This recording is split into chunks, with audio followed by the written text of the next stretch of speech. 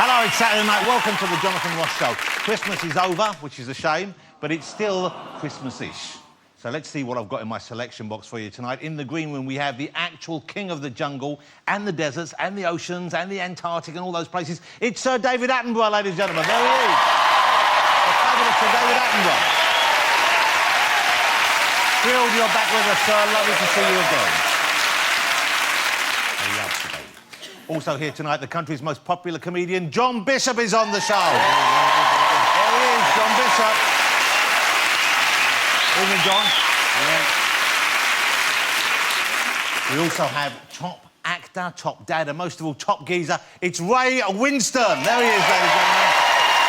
Evening, Ray. How you doing? And joining them, two working-class boys who've... Get well, this is a good joke.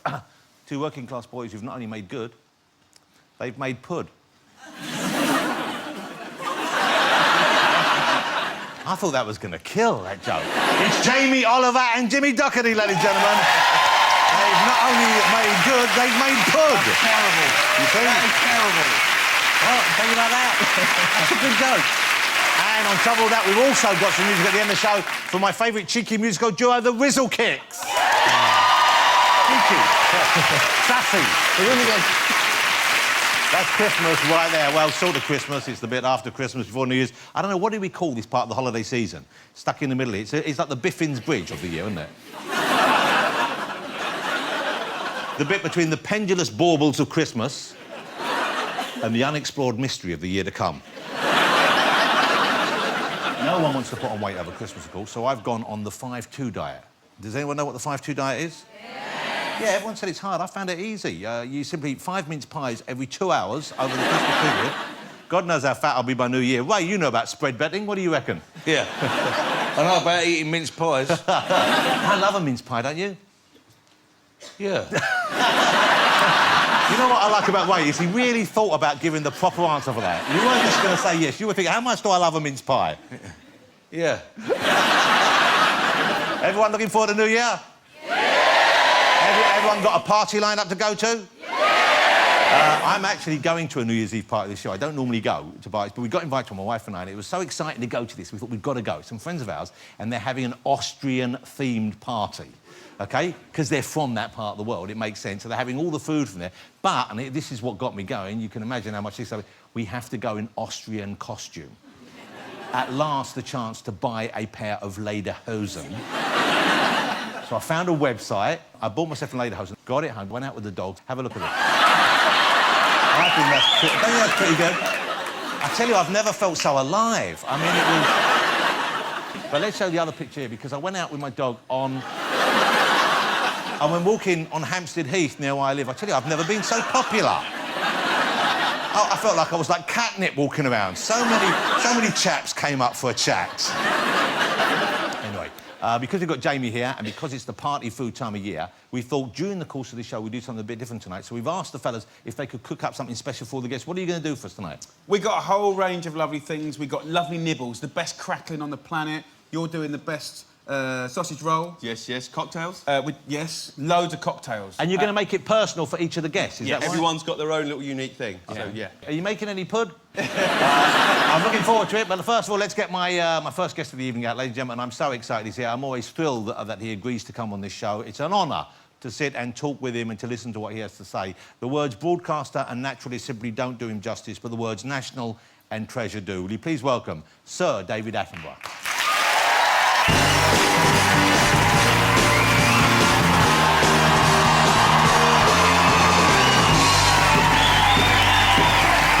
Fabulous to see you again, sir. Come and take a seat. We've still got the Christmas cushions out.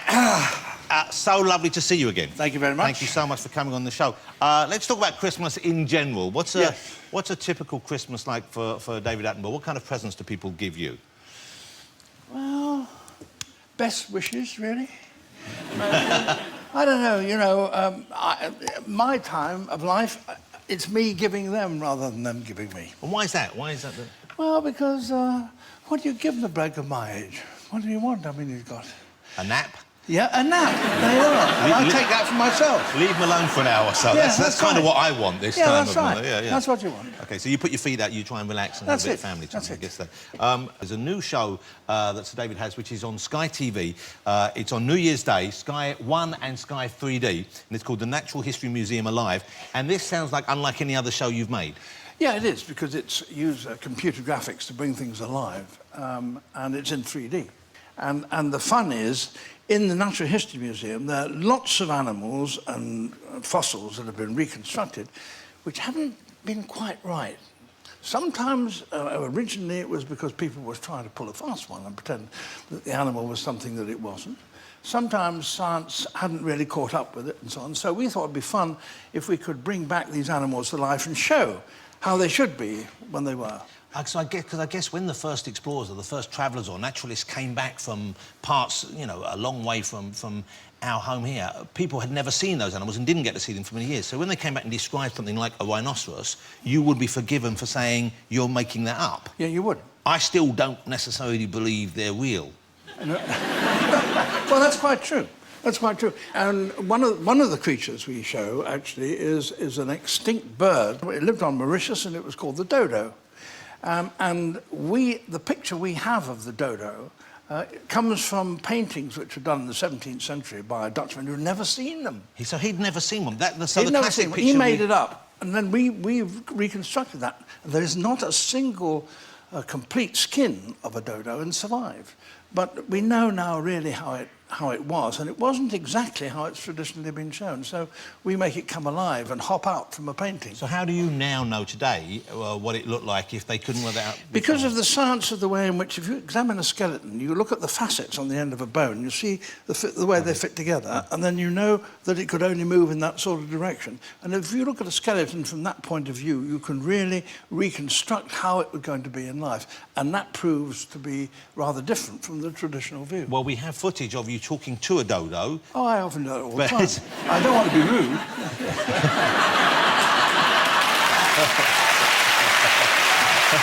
I'm one of the rare surviving dodos. And I was almost extinct a few years ago. So we've got footage of you.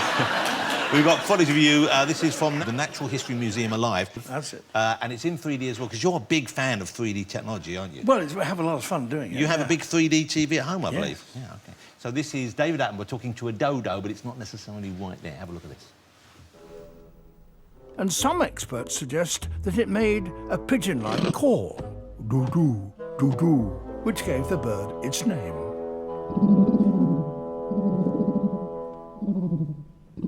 The dodo probably fed on fruit. There was a lot of it on the island. I'll try him with a bit. Come on. What do you make of that? Ow! That's a very powerful beat. That looks great, doesn't it? I am so absolutely watching that. It looks terrific. Which animals, of the ones that you cover in this new show, which of the animals that are now extinct would you most like to have seen alive in the wild? Well, of course, I'd like to see a dinosaur, but there's some very strange things in this museum, you know. Little scene. For example, they found a tooth, a strange tooth in Southeast Asia, in Hong Kong.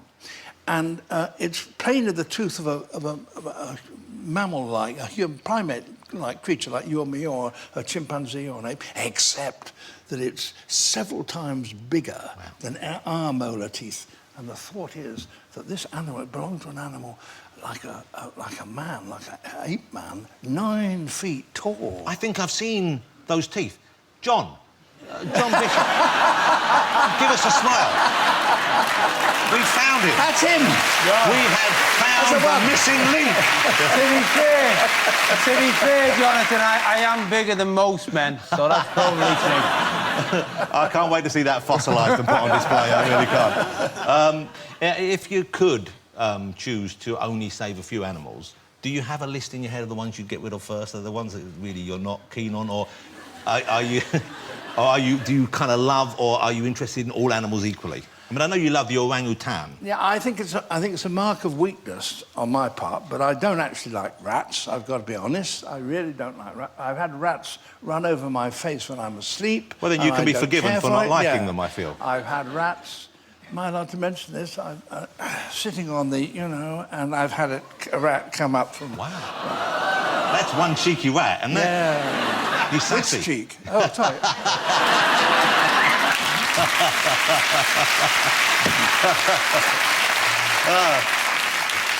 So David Attenborough is with us, and as we often do, we asked David if he would mind bringing some animals in to show us and talk a little about, and we do have some animals in the studio to show you, ladies and gentlemen. Here we go. We have this special one here, and I'll get this off, and we have inside, to keep them safe, I'm going to take the lid off this. It's got air holes. So what do we have here? Can I take him out? Yeah, I think you can. That's incredible. That's an incredible... And I'm going to lift this fellow out here. And we'll put this box on the floor. These are, I believe, skinks. Is that correct? They are skinks. They are indeed skinks. And they're very, very laid back. And they come from Australia. And they really don't do much. Let's have a look, though, because I have a camera here. Let's get in because this is a closer camera. And this is the female skink, is that right? Wow, playing up to the camera there. Look at... Oh, hold it. You want some action as well? Did you see that as well? Little sweetie. I'll tell you a really, really touching thing about these things. They form pairs, and they stay together once they've formed a pair for life. Wow. And the reason we... It's like an American show. It's like, ah. That is sweet, though. So they're monogamous, but through choice or just they're too slow to find a new partner? And the reason we know, the first person who really proved it, was that he saw a skink. You see, they don't move very fast, and so they're often killed on roads in the outback. And he saw a skink that was sitting by one that had been squashed by a car. And it stayed there for days, and they were one of a pair. They were a pair, one of which had been killed. Well, thanks for cheering us all up. Yeah. Well, that's rather touching, It is very sweet. She's quite heavy, isn't she? I suppose I shouldn't say that about the girl, but she's... she's sweet, and what a sweet... She looks rather like a pine cone from above. She does. Is that a kind of... No. Oh, OK. There are not a lot of pines there. Oh, what's happened? Oh, it's just pissed on me. It's actually weed on me. Don't applaud that. Well, I haven't got a cloth. Well done. You've trained these beasts, haven't you? We might have to have words. Let me put this little fellow away. He can go down there into his thing. You can go as well and try to keep hold of yourself this time. OK, put that there. Oh. And in this box, we have a different kind of a crawly thing. OK. And this is... Nothing's in there. Oh, God. Is it in there? OK, this might be a bit of a concern for all of you, because... I can see him. He is still in there. OK. It's a scorpion. Yeah, and he's hiding under his little rock there. OK, look at that little fella. Now, what sort of scorpion is this? I think that's an imperial scorpion from West Africa. It's a big... They go even bigger than that, actually. Is that's the sting at the back? The stinger at the back, bulby, yeah. shiny thing going on there. Yeah, if you interfered with him in the front, he would bring that forward and stab. And that's how he kills his prey. Can I pick this up? Would this be... Well, you can if you like. I mean, personally, I would be careful, because... you know, I mean, a sting is a sting, even if it's only a wasp sting. It's a sting. It's a sting. But would it wouldn't... OK, I'm gonna... Where would I pick it up if I were to pick it up? How would you approach such a feat? If you were going to pick him up, and I'm not recommending it, but if you're going to pick him up, I should pick him up by the tail. Right, by the tail? A scientist needs peace and quiet while he's working. All right, OK. Don't...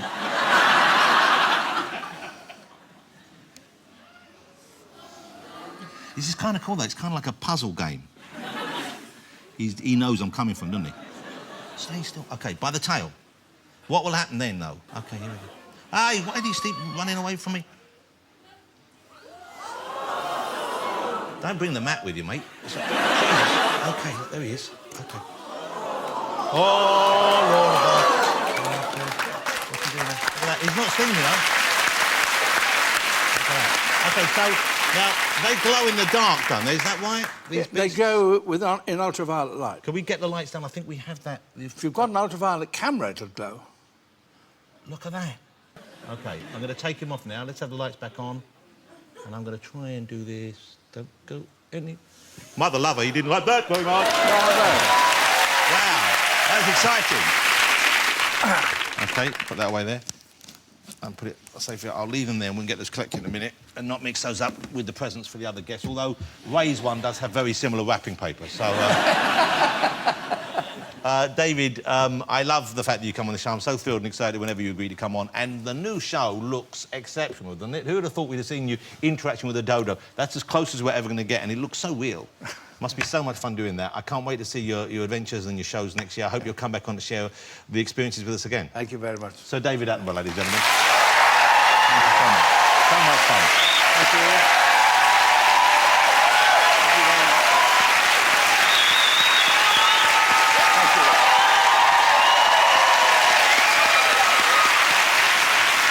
Still to come on the show, we've got John Bishop, Jamie Oliver and Jimmy Doherty, Ray Winston, and we have music from Whistlekick. So join me after the break. Thank you.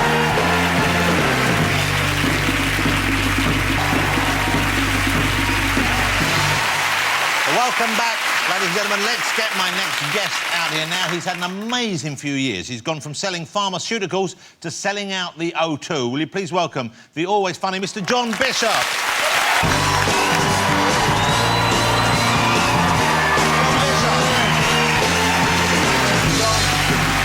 Good-looking big like man. I watched him. I know he's did all over it. Thank you. I'm hoping that... Hold it. Thank you. That's very nice.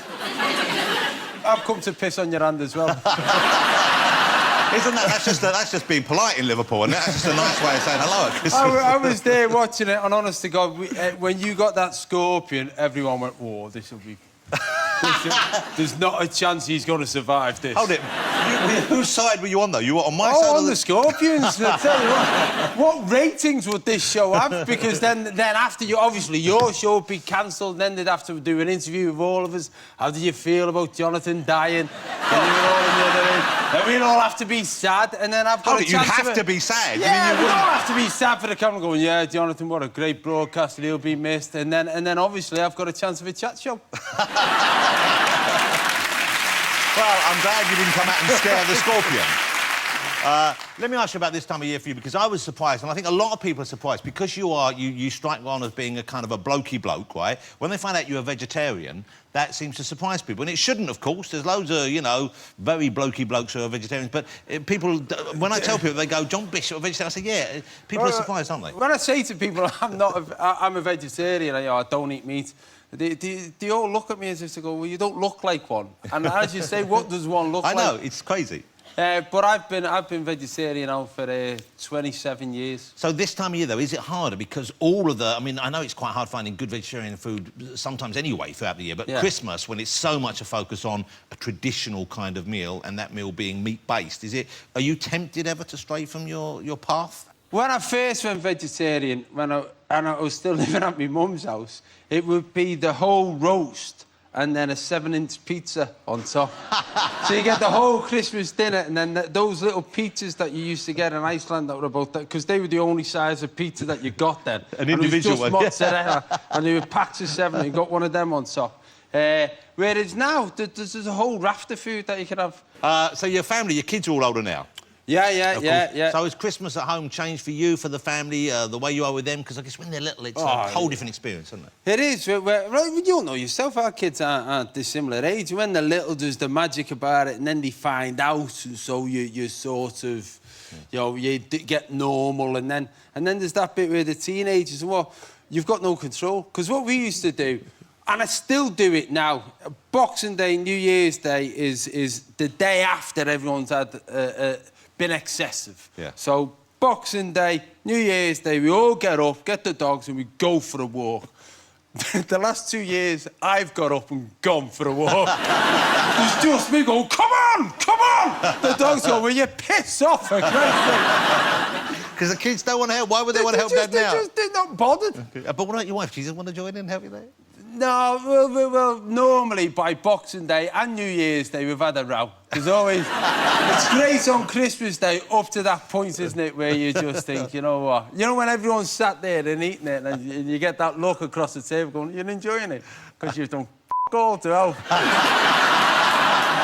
Go on, enjoy it. Go on, all your family here, Ardy. Well, you wait till they go. It's the couch for you tonight. Oh, you put your hat on, knobhead. Go on. Go on, pull your cracker, because it won't be the only thing you're pulling tonight. Go on. Well, that's the spirit of Christmas right there. Yes, all over the country now, men have looked across the couch and gone, that's you, that.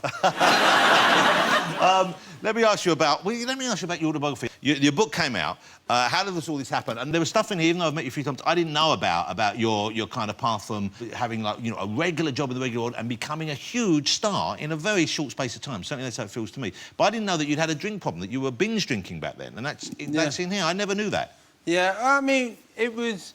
What happened, because I'd split up with Melanie and I had the kids for a weekend, and then I did... Well, because of the nature of the job I had, because I was a sales director, I couldn't decide where I was in the week, so I said I'd have them every Friday. I'd pick them up from school, and I'd take them back to school and nursery every Monday.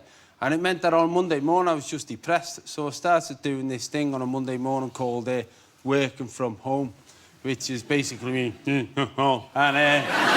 which is what all the country's doing this week. Oh, I'm just working from home, that bit between Christmas and New Year. And I just, because it's just a horrible thing, dropping your kids off and thinking, I can't see him for a week. And I used to do a telephone conference, and during the telephone conference, I started drinking. I used to drink a bottle of wine during the telephone conference. And this was in the morning or during This was in the morning, 10 o'clock in the morning. Then I'd sit on the couch watching daytime TV, which was just depressing.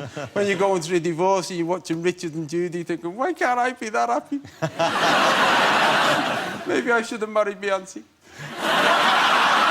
So how much would you drink during was it only a Monday, or was it all Yeah, through the week then? just a Monday, and then I'd sort of clear my head.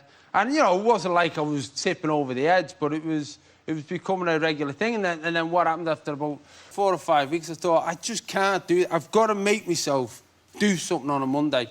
And that's what made me go to a comedy club for the first time. So it was to get yourself out of that hole, then? To not be in the house. I actually, in fact, I put a bit of it in the book, but I actually looked in the paper and thought, right, I need to go out on my own. None of my mates wants to go out with me because I was boring. I was just talking about getting divorced. So I looked for something that a man can do on his own, and the only thing I could find was lap dancing. And I thought, I'm not going there, because you don't make real friends.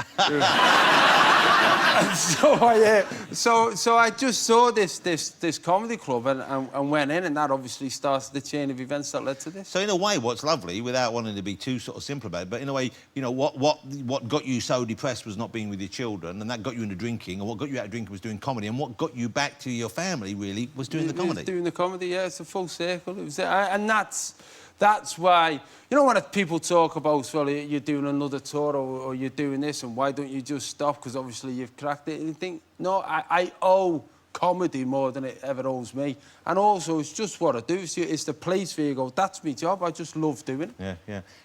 Let me ask you about the new tour, then. A big new arena tour you're doing. You're calling it Supersonic. Yeah. I'm going to be supersonic, man. But have you written any of the material? You must have written some. I know what I'm at the stage that I'm at now, and this is the most exciting stage, I suppose, is going to the small clubs, doing little gigs, just seeing if that works, that works, and just build it up. I know the last tour you did, you were concerned about having a big finish, especially in the big arenas you're doing now. You need a big finish. You have anything in mind for this new one yet?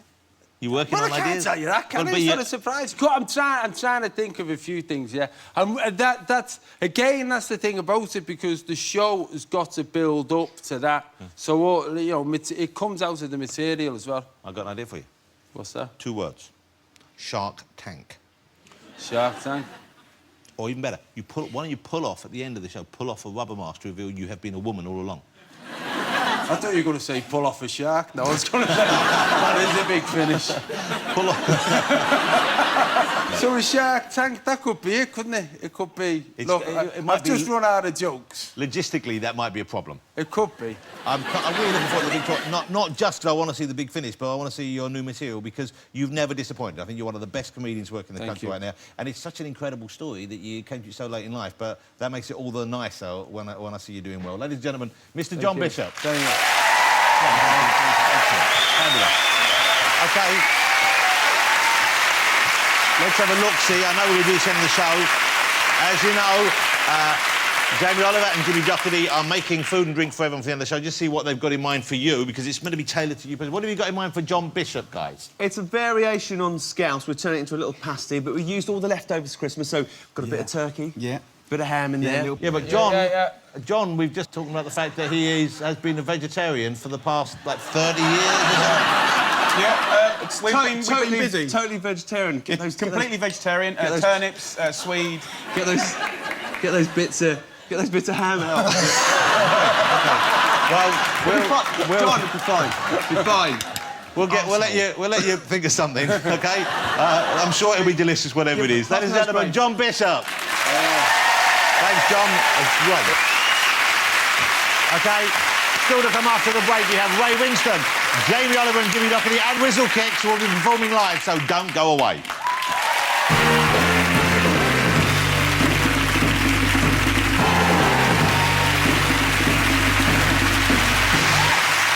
Welcome back. Let's get my next guest out. He is one of our most popular actors. He's also a Hollywood superstar. It is the fabulous Ray Winston, ladies and gentlemen. Come on out, Ray.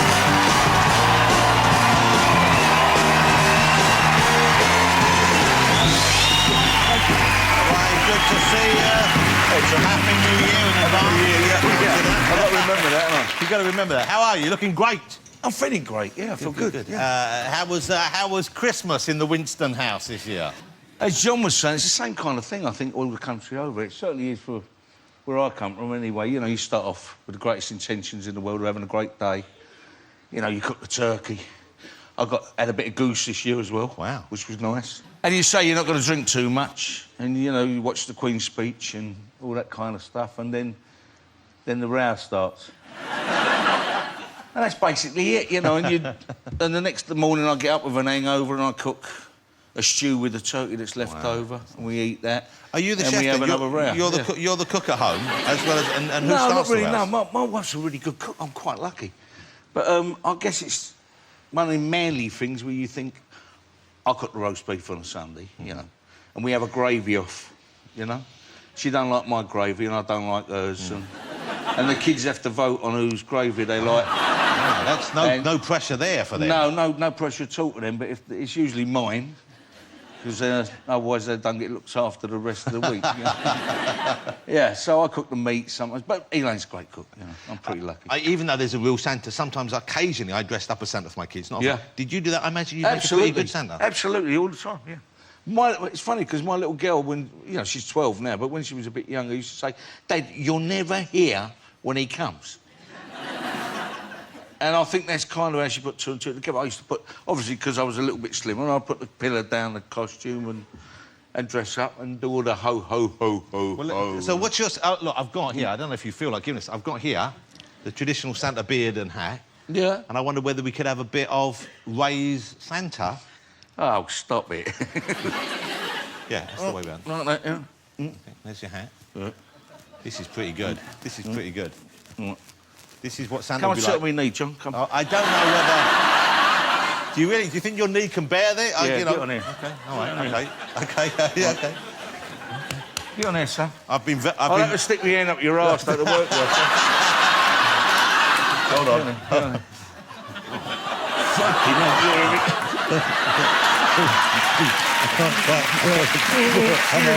Come on. Did you eat all the turkey? I think this must be the most disturbing thing you've seen on Christmas, isn't it? Yeah. Hello, All right. Santa. What do you want for Christmas, son? Well, I've got a lot. Yeah. I'd like a scorpion, Yeah. and I'd like everyone to be happy. That's a very nice thing, but I'm afraid the world don't work that way, kid. I don't know if I like this Santa. This is the reality centre. Right? I don't know if I want the Now, reality. you've been a bit of a ponce all year. No. Santa, I've been good. So you ain't getting nothing this year. Oh, Santa. And if you still keep being nasty to people on your show, Oh, Santa. you won't get anything next year. But anyway. I can't.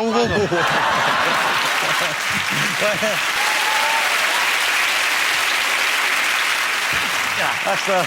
Wow. Wow, well, I imagine the kids must bring their friends round for that. Let me ask you about this new thing on Sky. There's a new show, and I watched it the other day. I had a preview copy of it. Yeah. And it's based on a book, which has kind of fallen out of fashion. When I was a kid, a lot of boys read it. It was very popular at my school. It's called Moonfleet. Yeah. And it's one of those great boys' adventure stories of that time. Girls, of course, would love it as well, but it was sort of seen as boys' adventures when I was growing up. Yeah. Set in the world of smuggling. Yeah. Back then. It's a great story. And you play a character called Elzevir Block. Absolutely. That's a name to remember, isn't Yeah. it? OK, tell us about the story. What goes on in it? Well, for me, it's like all them great stories of that period, you know, like Great Expectations and that, and it's really... Although it's about smugglers and it's about what was going on in the 1700s, late 1700s, it's like Great Expectations in a way. It's a story about a young boy's life growing up to become a man. OK, well, let's have a look at a clip of Moonfleet. This is on Sky One. The second part is on tomorrow at 8 p.m. Have a look at this.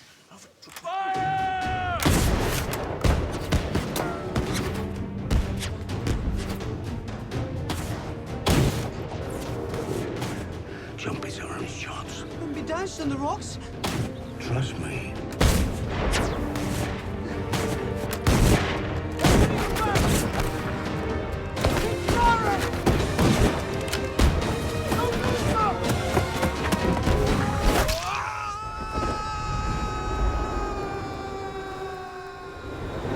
There you go. Great adventurous fun.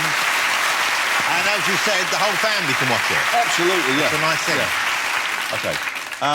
So you've been working, and this is exciting. I didn't know you were in this film. I knew they were making this movie. I didn't know who was in it. Yeah. But there's a big budget film based on the biblical tale of Noah. Yeah. Coming out over here sometime March, I think March 28th.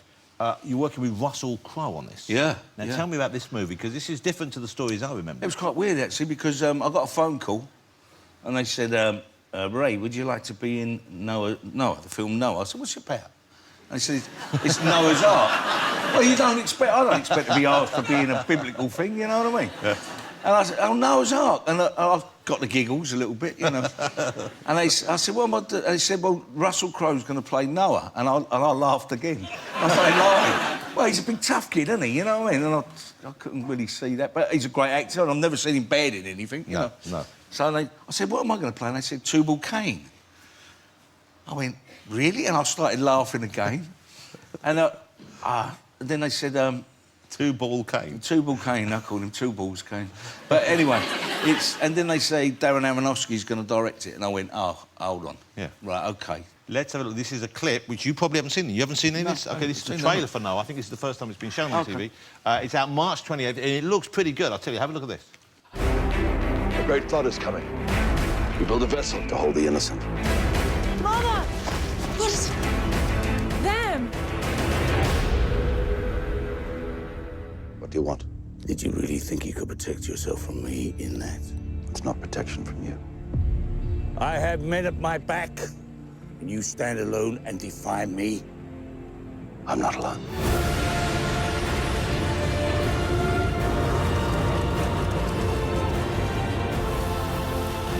Snakes are coming too? All that crawls, all that slithers. Remember, Noah, he chose you for a reason. Take the ark!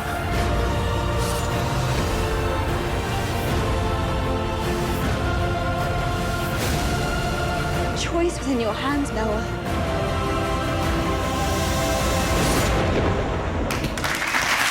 That looks good. That looks big. Big in scale and everything. Yeah. Looks good, doesn't it? Well, it is. You got the feeling when he was making it was pretty epic. I remember flying, and we shot the Ark really in Long Island, just outside of New York. And when you flew into the airport sometimes, when you was going over there, you flew over the Ark. I mean, it's massive. So they actually built the big... Massive, yeah. Normally, it's like a part of it. They build like one wall, don't they? It was the actual working thing. I mean, you had animals in there that were unbelievable. These robotic kind of animals who breathed and moves. So and animatronics, that's the word. And there were... So which animals did they have models of? Which ones were you... Everything you can think of. Wow. From spiders, which was... Not a fan. No, listen, I think they're the most beautiful creature you can ever see, but I was bitten by one in the outback. Really? In Australia. It was a redback. And I was picking up a chair, and it got me there.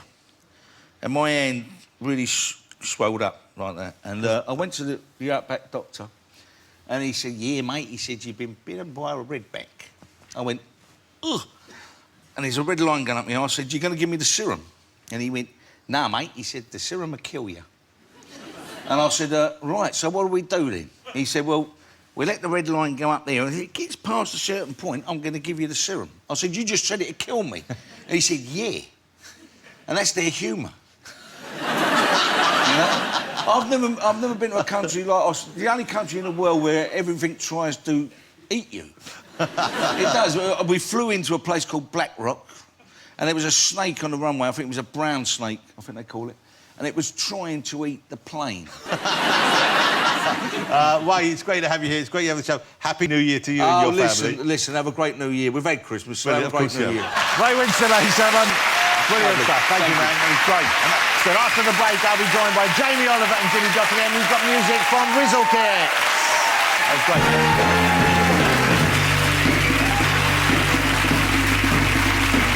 Welcome back. Let's get my next guest out there. Two of our favourite foodies. One's a farmer, one's a chef, so one kills it, one grills it. Please welcome Jamie Oliver and Jimmy Doherty.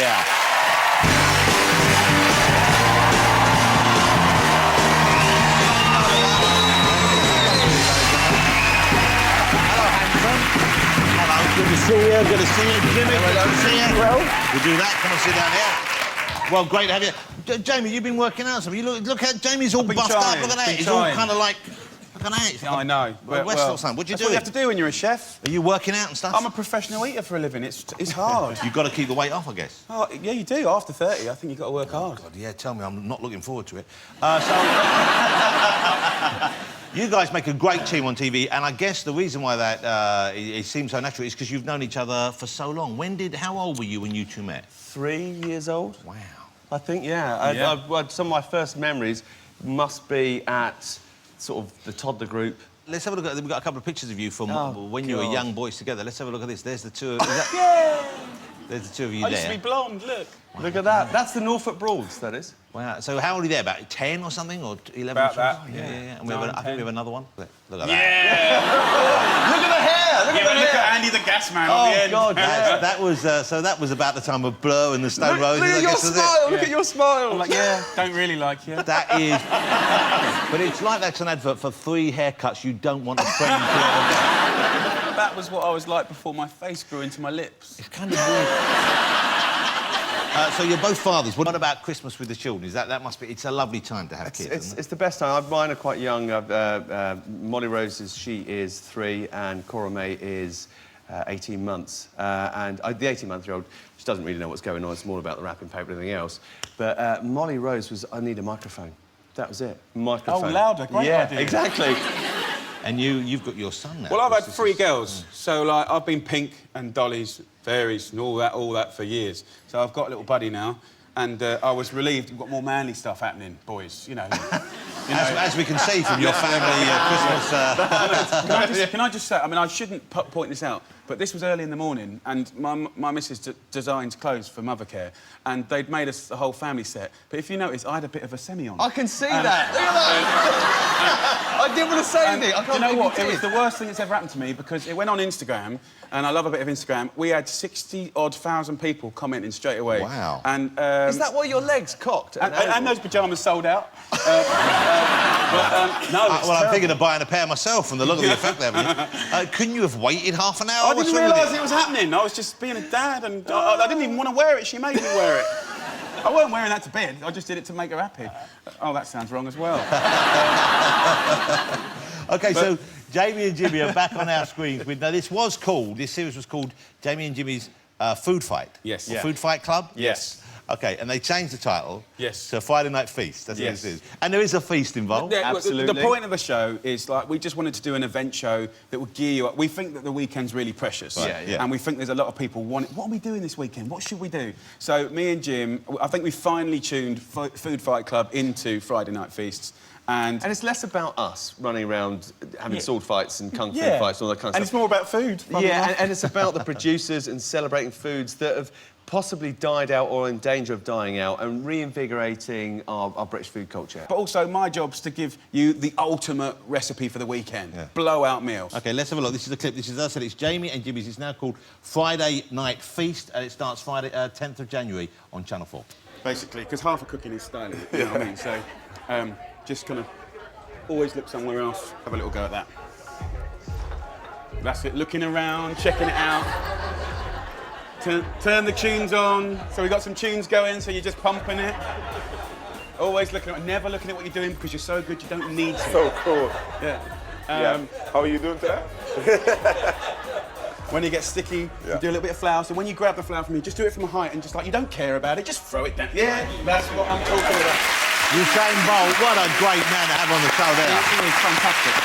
We're not done with you yet, because now we're going to find out what it is you've cooked and what it is you've made in terms of cocktails for all our guests. So let's go on over to this bar we put up here. And as you'll see, ladies and gentlemen, all of our other guests out. Let's say hello again to Sir David Attenborough, Ray Winston, John Bishop. Hello, guys. Thanks for sticking around. I hope you're going to enjoy this.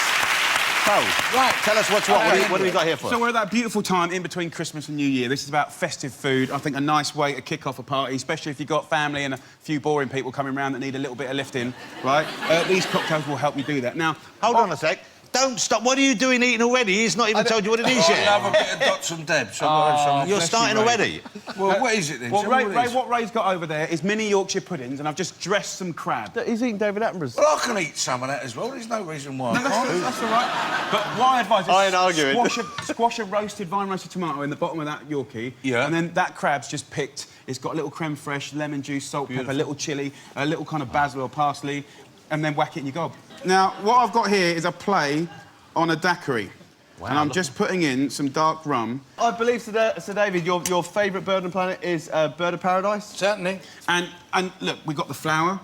Basically, this is a play on a daiquiri, shaken. So we've got the Bacardi, we've got some beautiful lime juice in there. You know, we've got a little sugar syrup and some spiced rum on the top. And look at that. I mean, that's a bit bling. That is. Look at that. Come on. Take it over. But the thing is, it's not too camp, is it? Mind you don't poke yourself in the eye with the big feather thing. David Attenborough does the only way is Essex. Look at that. At least it's not too camp, is it? I tell you what, you're going to end up with a love fight tonight, big fella. You'll get a gorilla strangle, So for Ray, we've got lovely pork scratchings, OK, with some lovely fennel and sea salt over the top. Beautiful. What cocktails you got? OK, the way I look at you is you're a classic fella. Thank you. Right, so I'm doing a classic cocktail, a Manhattan, OK, which is basically 60 mils of beautiful aged bourbon, OK? So that goes in there like that. Then I've got some sweet vermouth, a little bit of the old martini. Beautiful. About 30 mils go in there. So we're gonna. This is stirred, not shaken. Yep. Okay. I see this as being a very elegant, proper man's drink. That noise Bit of a was. poncy little glass you're going to pour that into, though, isn't it? No, that's not glass. oh, that. That's the glass. That ain't the glass. Maybe. Oh, right, OK, right. Okay. Just keep it in that. OK, no, fine. That is like a baby sham glass. It is, isn't it? Right, so we're going to go in there. I'll tell you what, it's a great colour, though, isn't it? Fill it Look at up. the colour of That that. does look good. And it has to have two more things. The maraschino. Oh, let's not use my fingers. I'm not at home now. We go in there with the cherry. Nice. Beautiful. Deep And then a little bit of orange, and we just give it around the rim. Yeah. Ray? You order one of them next time you go and watch West Ham. I'll get knocked out. I just want to enjoy the sight of you holding that. I'm trying, but I broke this finger years ago. I won't ask how. I can't do that. David, look. I wasn't brought up that way. Ray, what do you think? Is it up your strata? That's blinding. Yeah? That really is nice, yeah. Nice. You've got to come Mr. I Bishop. love it. Next, Jimmy's going to do your cocktail before. We have done a scouse. Scouse is a classic sort of stew with meat. This is without meat. But we've done it as a pasty. Like a little pasty. They look beautiful, though. So a little canape. for you? Basically, whatever you've done is not as good as me mum's, but good effort. It's not going to be, is it? It's true. We're not going to beat your mum's cooking, are we?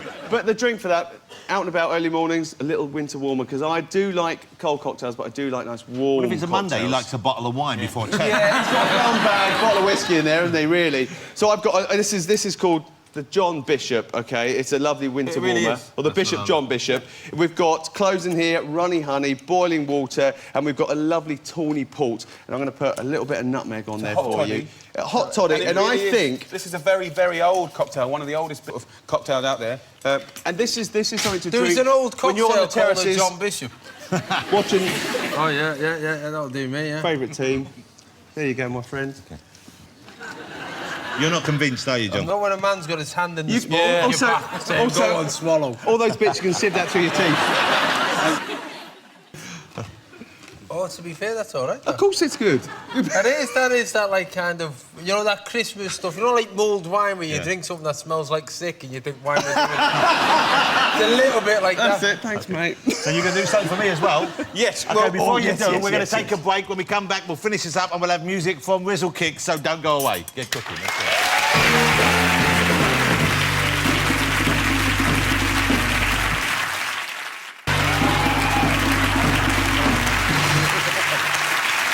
Welcome back. David, John and Ray are here with Jamie and Jamie who've been cooking for them tonight. So what are you going to do for me, guys? OK, well, because John's obviously very sort of shy and unassuming, we're doing a pina colada. OK. Yeah. But you know what? The thing, just like Jonathan, like it's a bit fruity and everyone loves it, even though it's sort of a bit tacky. Yeah, we love it. You know. So I'm going to do that. But before we get onto that, But for a big drink, we've got a big snack. Wow. Look at that for a sausage roll. Wow. get your knife out, Jim, and have a little slice up. So while he's doing that, I'm going to go in with 120 mils of pineapple juice. Right. We're going to go in with 60 mils of Bacardi. Boom. We're going to go. Yes. Hold on. I've never seen Ray happier than standing with those flashy pork scratches. Are they good? Oh, they're great. They're really And the key to great. the pork scratchings, guys, put it on a tray, then put a tray on top.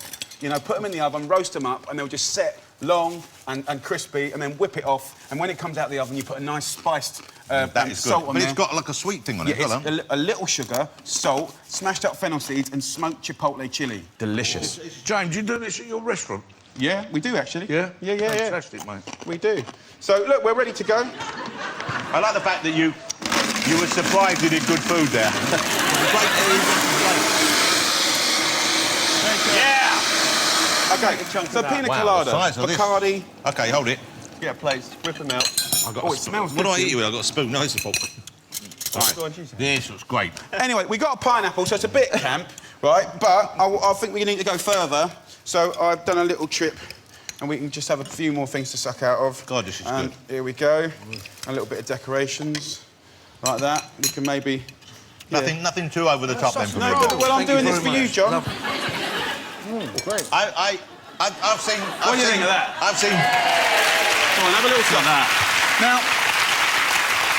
I've seen you drinking cocktails like this when you're out. we've got separate straws, so we can all have a go at that, and we don't have to cross-contaminate. And we know Jonathan's got a few Not things. playing the flute, you know.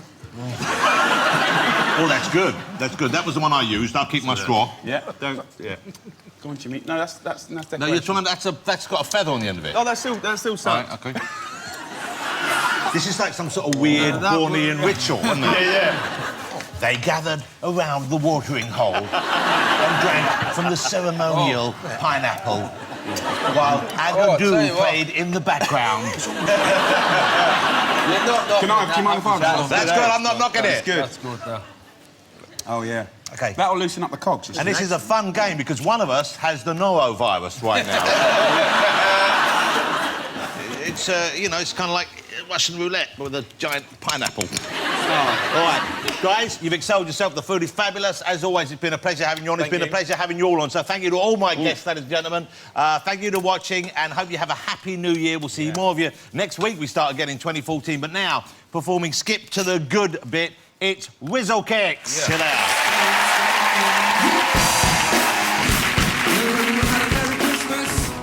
Everybody a happy new year. What's it? Yeah, check the rhyme and rhythm. It's nice and different. Plus it's bright and brilliant, kinda how I like my women. And that's the right opinion. But the one that I'm slipping when I never ring, and as she thinks that I'm a villain. See, I'm not festive, but I quite like presents. Don't want wanna die, but I quite like heaven. Want a good place, but I don't like waiting. Wanna go crazy, but I'm not patient. Wanna be smart, but I don't like learning. Wanna be rich, but I take time learning. Wanna be fit, but I don't like running. Then I see you and I wish I'd done something. I like your style. Been watching you for a while. I said, oh yeah, let's dance, and then let's skip to the good bit. Oh!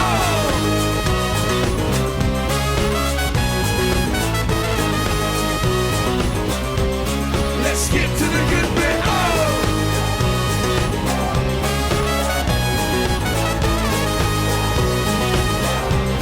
Let's skip to the good bit. So, been here 2 days long, still not stepped that stone, still not moving on. Now let us go. I will take control. No more moving slow in this situation. Hell yeah, I like your style.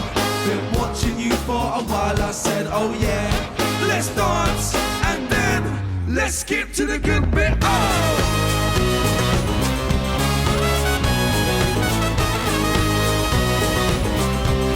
Let's skip to the good bit. Oh!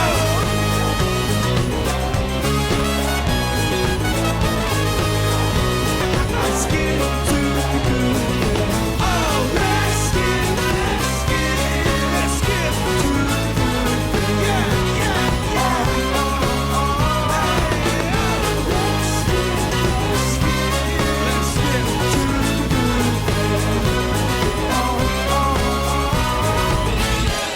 Yeah, we got a real vibe. We don't know what we're doing, but it feels right.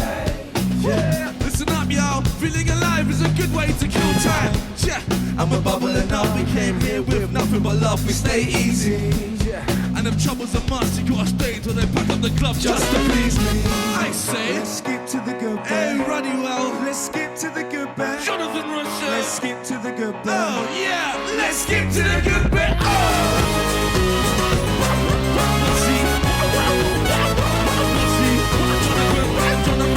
Let's get to the good bit. Oh.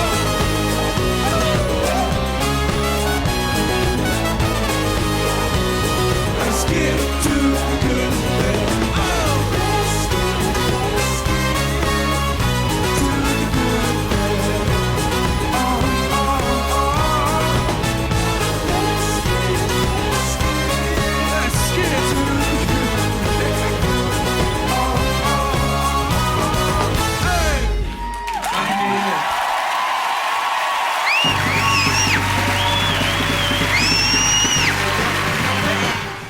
And Jonathan's back with another Green Room Stuff with A-listers next Saturday at